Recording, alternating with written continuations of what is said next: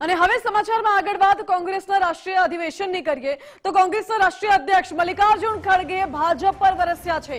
આજે કોંગ્રેસના રાષ્ટ્રીય અધિવેશનનો અમદાવાદમાં બીજો દિવસ છે અને તેમાં કોંગ્રેસના નેતા ભાજપ પર બરાબરના વરસ્યા। મલ્લિકાર્જુન ખડગે અમદાવાદમાં અમારા માટે તીર્થ સ્થાન છે, કોંગ્રેસ માટે દરેક ધર્મ સમાન છે અને સંસદમાં વિપક્ષને બોલવા નથી દેવાતું, દેશમાં દલિતો પર અત્યાચાર થાય છે, દલિતોને મંદિરમાં પ્રવેશવા નથી દેવાતા અને હાલ શિક્ષણનું ખાનગીકરણ થઈ રહ્યું છે। આ તમામ મુદ્દાઓ મલ્લિકાર્જુન ખડગે ઉઠાવ્યા અને ભાજપ સરકાર પર નિશાન તાક્યું।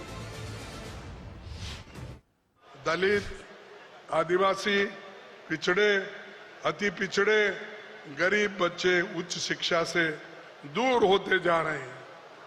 सरकार के नाकाबिलियत की वजह से युवाओं को एक बड़ा वर्ग ऐसा तैयार हुआ है, उनको उच्च शिक्षण लेते हुए भी उनको कोई नौकरी नहीं मिलती।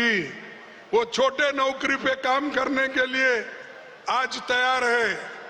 ये है मोदी, ये है बीजेपी सरकार।